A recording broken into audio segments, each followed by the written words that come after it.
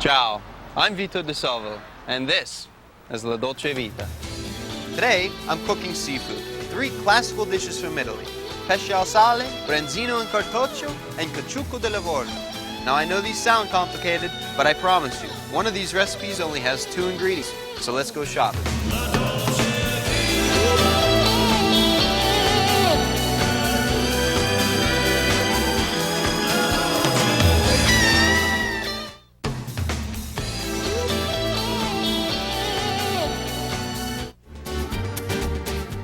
Ciao, Vito. How you doing today? Good, how you doing, George? Good, good. Well, you all remember my good friend George, the fish and meat manager at my local Giant Eagle. So what do we have today? We got some red snapper. Red snapper. Looks good. Good. I got some fresh calamari. Calamari. I'll take some shrimp as well. That looks good. I mean, as far as ordering fish is concerned, it's like the meat. A couple days notice and you can get almost anything, right? That's correct.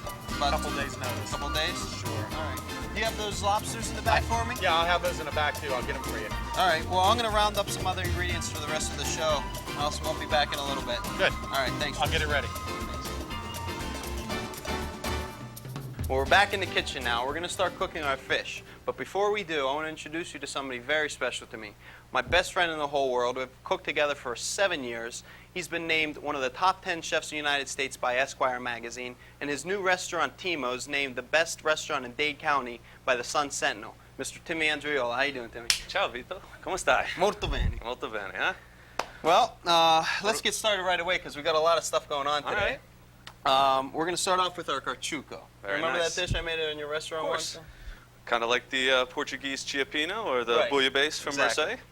So we're going to start off right now by adding a little oil to our bouillabaisse pot and get our onions going. You can hear that cooking again, right? Yeah, Always want to very hear nice. it. So we're going to just let that get started, and we're going to take our lobsters and get those steaming right now. Let me give you a hand here. There you go. Thank you. Now, if you have one of these at home, be careful when you open them up if you have them preheated, the steamer, because all that steam's going to come out. You don't want to burn yourself.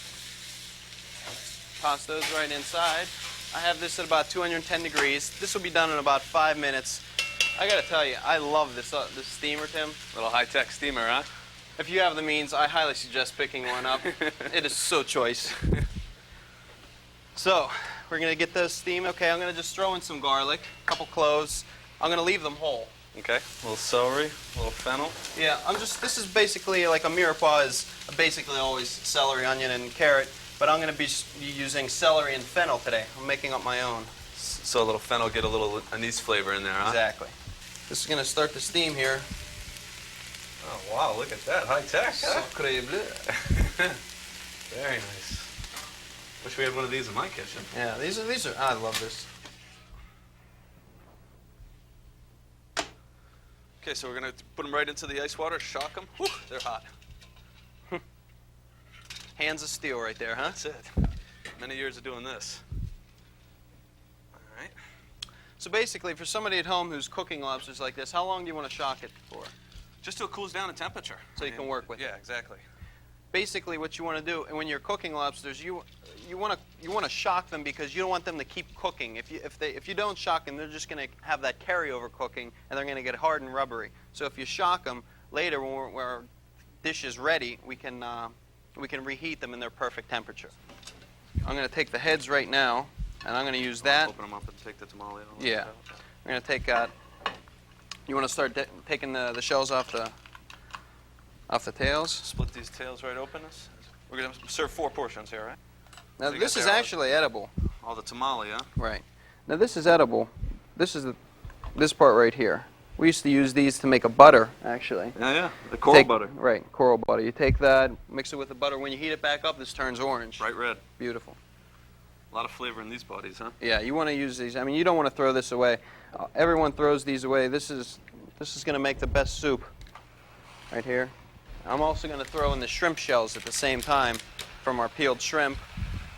Don't throw anything away, you know? Use it all. So what I'm doing is just splitting the back of these the lobster tails, so we get 4 portions out of it. The meat's just a little bit slightly underdone, which is perfect because we're going to finish it in the caciucco.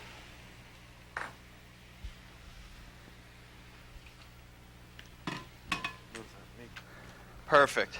Now we got those sweating off. Now what I'm going to do is I'm going to take a little bit of monkfish. Now what I'm going to do is I diced up a little bit and I left some whole. So what I'm going to do is I'm going to cook a little bit of the fish with this and then save a little bit just for the presentation later. So what you want to do after we put in those lobster shells is deglaze it with a little white wine, and then we can add our tomatoes. Basically, I use canned tomatoes. Yeah. Because it has a nice sauce with it, and basically what I like to do, you have to add a little water to this as well. So I fill up, for every can I use a can of water too. That's a good rule of thumb. All right, now you want to put the lid on it? And bring Actually, I'm it going up to season it just a little bit with some salt. Not too much, because the shells of the shellfish have a lot of salt in it. When they reduce down, right? they'll have a lot of salt. So we're just going to mix that in, and you don't have to worry about breaking up your tomatoes, because we're going to pass this whole thing, and it's nice to cook them down whole. They kind of break down as it right, stews together. they're going to too. stew, but we're going to pass the whole dish. So we're going to put the cover on that, let that cook, and move on to our next dish. And when we come back, I'll show you my favorite way to cook fish, using only 2 ingredients. So don't go away.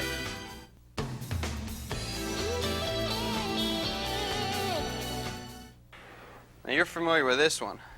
We've done it once or twice before. Well, I know you've been to Italy too. You've worked in Italy as well. Sure.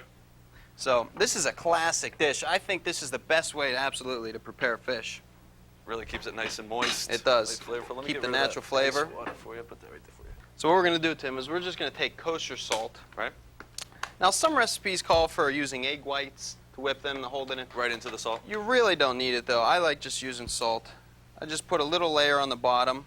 That's quite a healthy layer there, huh? Yeah. It won't hurt it. Just enough to protect it on the bottom. Exactly. Now you want to make sure that the fish is scaled. Right. Okay. So you can ask your fishmonger or your supermarket, wherever you get your fish, to do that for you. So what we're going to do is we're going to just put that right in there, and I'm going to cover it with salt. Literally bury it. I like to. The more you put on it, it's not going to hurt anything. It's not going to over salt. You don't have to worry about that. It's not going to be a salty fish when it's all done. No. It's going to be flavored perfectly. I'm going to throw this on here and throw it into our preheated oven for about 20-25 minutes, depending on the size of your fish. We're getting our vegetables ready for the fish al sale. Why don't you tell me about the next dish, Tim? It's one of your... Well, it's a signature dish at the restaurant. Exactly. Basically, it's a fish in a parchment paper, al carciocco, al cartuccio, as I say it. Cartoccio. Cartoccio. My Italian is no molto bene. Eh? This is another great way of cooking fish. It keeps all the flavor and the moisture inside, right? Yep. What I do is I make a little incision. I always keep a towel in this hand. It kind of protects it. In case that knife slips off, it acts as a little insurance. So I make an incision first there, and then I'll make a slight incision all the way down on the spine, and then very delicately with the tip of my knife, I'm just going to go right on top of it, so to make sure that I'm not taking any of the bones, The meat away. and I want to just make sure that I only get the flesh. Right. And basically, we're just going to release the flesh from the skin, just real gently, just kind of separate it. Now you pull on that skin as well, right? Yeah, exactly. That's the motion. I'm pulling this way and kind of just pushing the knife in a light little seesaw method. Right. Just to release that. Now what I'm doing over here is just peeling down the asparagus. Peel it down a little bit. You don't have to go too far into it. You want to leave a lot of the meat there. Just I'll blanch those for you. Got my ice water right over here. And the other thing we're going to do is just take a little bit of tomato flesh. Get the tomato itself. Just you can put that right in there with that. Skinless, seedless tomato. Exactly. Just want the fillet of the tomato. Just a little bit of fillet. It's gonna balance real nice with the fish and the asparagus. Okay, this is just parchment paper, and you need about the size of a half sheet pan. About so. I mean, basically, it's got to be big enough so that when you put the fish and the asparagus and the tomato in there, you're able to fold the bag over and then fold it around to make the pouch. So we're going to undercook these asparagus, right? Because we're going to cook them again in the oven. Exactly. You just want to get the process started, because if you put it in raw, the fish would probably be overcooked by the time that the asparagus was cooked through. Right. So you just made an X here. We're just going to peel that down. Right. Basically, what I'm going to do is just cut it into quarters, and then to get rid of all the innards or the seeds, the less desirable part, just cutting it away. I like to season the asparagus. We season everything that goes into the bag. A little bit of salt right on the tomato as well. Okay. Now we're just going to lay a few pieces of asparagus down, and this asparagus kind of acts as a buffer between the bottom of the oven and the fish, so that the fish doesn't burn. Exactly, so it's not directly on there. Now you can also do this if instead of parchment paper, you can also use aluminum foil, right? Yeah. It's really you just want to make sure that the seal's on the outside and all the air flavor stays inside and all the flavors in there Okay. too. Okay. Again, put the tomatoes right up at the top here. Just season the fish fillet, and I want to do it real delicately. I'm using kosher salt. A little white wine. A little white wine. Just a sprinkle. Just What does the white wine do? it's a little bit of acid, kind of Okay. helps to fight through the richness of the fish. This sea bass is a pretty rich fish. Okay. So basically, just folding the paper over, and then making a seal at one side. Just start it where it begins to crease, and then just making a fold over each time. Right. Just making like a calzone shape, Exactly. half moon, if you will. Yeah. And keep it nice and tight, and then when you get to the end, you can just give it a little twist. Okay. Twist it real good. Some people put a little paper clip on there. You just want to make sure that that it's sealed and it doesn't open up. Right. So smash that down. Okay. Alrighty. And now the other part of this dish is the confiture lemon. Basically, a confiture is kind of confit means to cook and preserve in its own fat. Well, we're not using fat here. Right. We're going to just cook it and preserve it in its own juices. Okay. So this is just flesh of lemon, which basically was just taking the segments out, gotten rid of Okay. the seeds. Okay. And now we're going to add just a little bit of sugar and then put it right on the stove in a pot, and we're going to cook it down. Okay. And you could just turn the flame on that and Okay. begin to cook it. And when it comes out, Uh-huh. you get something like this, which is, you can see it's got a little viscosity to it. It's kind of thick. Right. Almost like a marmalade. Exactly. I mean, a marmalade would be cooked down a little bit Right. more and probably a lot more sugar. This one has just, it still has that sweet sourness to it. Okay. And the other thing I want to do is before you put these in the oven is just want to just give it a little bit of grease on there, just to Make sure they don't stick to the sheet little pan. added insurance. Okay. Exactly. I'll throw those right in for you. Okay. Now, how long are these going to take? Well, I mean, if you put it in about a 350 oven, about 7 to 8 minutes. It depends on really the thickness of the fish. So, I mean, basically when it puffs up and the bag's golden brown, that's usually our indicator that it's ready. Okay.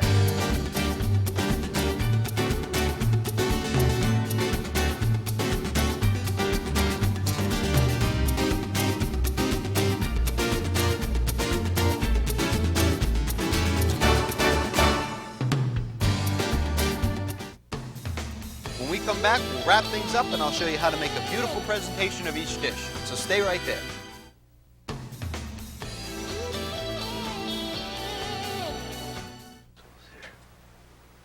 Oh, that looks good. Shellfish. How's That's she great. look? Oh, Oh, look at that. and what we're going to do here is we're going to take out all the shellfish, all the hard shellfish, the shrimp shells, the lobster shells, okay? And then we're going to pass this through a food mill. Actually, like it's kind of like straining it, but like pushing it through so you get all those chunks of food in there. Still a lot of flavor in there. And then we're going to take the hard shells, the shrimp and the lobster, and we're going to press those down just to get out any leftover juice in there. Because even lot if of you flavor. even if you get a half a cup of juice, Yeah. that's the most flavorful part. So you want to make sure you get that. Okay, so we're going to start pulling out all of our shells. Now this is something that really takes a couple hours, maybe even all day. I mean, I let this boil about 2 hours, but it's well worth it. Actually, Tim, this is served every Friday in Italy. You see in all the trattorias, venerdì caciucco, Yeah. Friday caciucco. And what they used to, what happened here, how this got started, is they used to take all the leftover fish from 2 or 3 days and put that all together in one big stew. So there's no real, Set recipe. set recipe. Okay. Now I'm going to take all those shells. Oh, this smells great. Get a little of that juice out of there, huh? All right, squeeze them out if you can, break them down. Especially the parts where they're soft around the body part, Yeah. where the legs were. Those are the best parts. See, there's not much liquid coming out of there. But the liquid that does come out is very strong in flavor, so you want to make sure you do this. You don't want to skip this step. And we pour that liquid right through that too. Please do. Look at the consistency of the soup. It's not very liquidy. It has a lot of... Good chunks. Yes, it does. See that in there? Oh yeah, look at that. That looks nice. How's she tasting? You take the first taste, Timmy. Thank you. Now, you remember my first rule of cooking, you always want to taste your own cooking. You need some salt, some pepper, any other flavorings. A little pinch of salt. I'm going to go some sea salt in here. Now, also in Livorno, where this originates, they make it spicy. They put in a lot of chili pepper, A too. little chili flake. Now, I like spice, but not too much. So a little black. So a mixture of peppers. A little colored pepper right here. But I'm not really, I don't put in a lot of chili because I don't want it to overpower the flavor of the fish. Now, this we're gonna add a little. Now this is the base. We're gonna add a little bit more seafood to it. Some Right. of the fish. What some of the I'm shrimp. gonna do now is come back over to our fish here. We're gonna take our calamari and our shrimp. Okay. Now the calamari I'm just gonna throw right in there and let that cook so we have that big calamari. Now the monkfish, what I'm gonna do is I'm gonna make nice little fillets and I'm gonna saute that. Okay. And then I'm gonna do that again with the lobster as well with a little butter. Just we're gonna saute that up. All right. And same with the shrimp. And then we're just gonna scoop that in. We're gonna make a nice dish. You wanna give me a hand? Sure. Let's do it. Let's go. We're gonna just make nice little portions, a little bigger than bite size, maybe 2 bite portions right there. Now another thing we're gonna do here, Tim, I'm gonna pass this to you. Now, the absolute last thing we want to do is the calamari. Sure. Now we put the calamari in there, but it cooked for about 2 hours, so that's fine. You can either cook calamari a long time or a short amount of time, 30 seconds. It gets real rubbery if you don't do that, huh? Now if you cook it for an hour and a half, It becomes very tender. But Exactly. if you cook it for a short period of time. right. So I'll tell you what. You wanna saute all the fish, and I'm gonna do another little trick. What we do with the caciucco. Of course, we're back in Tuscany. We have our bread. Can't be a soup without bread, right? And this is going to go into the soup at the end? Just or? sit right on top of it. Yeah. You know, so you have a little bread with that soup. Traditional garnishes, this is? Yes, there's always bread in the soup. Actually, when I was served this in Livorno, I've been there and I've had this soup. What they do is they put the bread, the toasted bread, on the bottom of the plate and then pour the soup right over that. So it's already soft when Right. you get to it. Oh, beautiful shrimp here. And monkfish is real close. How are you making out? I'm almost ready. All right, I'm going to go ahead and put the lobster in there then. Put this juice right back in the caciucco, huh? Yeah. A little flavor there. The more the merrier. Now, we just want to warm that, huh? Yeah, we're just going to heat that up because it's already cooked. Calamari time. 30 seconds, we're ready. Yep. Put that right in there. Now again, in Tuscany, they just made all the fish together, the bones and all. They just take it out, put the plate down, the bread. Stir it right in there, huh? There you go. They don't mind As eating rustic bones. as you can get. But just for because this is la dolce vita, we're going to be a little more intricate. So, here we go.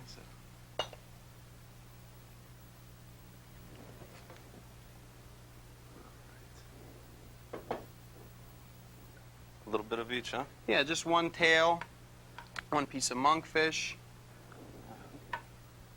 One claw. one claw. Now, do you finish this with anything? A little oil? Or? I'm going to finish it right now for you. You want to grab the bread out of the oven for me? Yeah. That should be just about ready. Okay, just take the bread like this and just Just rub it down. Mm-hmm. So what we're going to do is we're just going to take a little bit of this. A little bruschetta, huh? Put one of those right in. Oh, Now the only thing we're going to do to finish this, Tim, a little bit of the extra virgin olive oil. Always. How'd I know that was coming? Very traditional, huh? They finish everything with extra virgin. Just a little bit right on top of the Maybe fish. a little pepper if you want. And if you absolutely have to, A little prezzemolo, huh? a little prezzemolo, a little parsley. Very nice. And there you go. Good job. Caciucco. Oh, perfect. Looks good, Timmy. I think our vegetables are done too. Oh, let me give you a hand with those. You want to plate those up? Yeah. Here we go. Careful. That Now- smells good. What I like to do when we're serving this is present it at the table, especially if you're having a big meal and you get to do a big fish like this. I presented it at the table like that. That's nice and hard, huh? Oh yeah, that's a rock hard right there. See, that's what I'm saying. You don't really need that egg white. Yeah. What you want to do now is you want to crack this, okay? Try to get off all those big pieces of salt now. It should come off a couple nice big pieces like that. So what we want to do now is we want to peel off the skin, because we're going to fillet this almost like Tim filleted the branzino, except we're going to do it without a knife. We're going to peel away this skin. Now, this isn't going to come off like a fillet of fish all together. You're going to have to just like spoon it on little pieces at a time. The best way to do it is start right here in the middle. So you're just going to have to take little pieces at a time. Wow. It's so tender, though. That's why it just falls apart like butter. Take where this head part is. You Peel just it right wanna away, huh? peel off right that skeleton. Let me give you a hand right there. Thank you. Just like a cat would take that away. There you go. Now that bottom part's all ready to go. You want to be careful of these little bones right here again. Again, and just do the same thing, start in the middle. Peel it away from the skin. Just take it right off from the skin. It'll come right off for you. You serve any sauce with this, or just like this? I'll let you guess. What do you think? Maybe a little extra virgin olive oil? That's it. You got it. And there you have it. And now for our next trick. The extra virgin olive oil. And there it is. Voila. Well, we did a good job, Tim. We started off with your branzino and cartoccio. Excellent dish. Keeping it simple, moist. We had the caciucco di Livorno, the fish soup. Yep. And finished up with the pesce al sale. Some roasted vegetables. You can't get simpler, faster, and better to eat, huh? Buon appetito, huh? Buon appetito. Ciao. We'll see you next time on La Dolce Vita.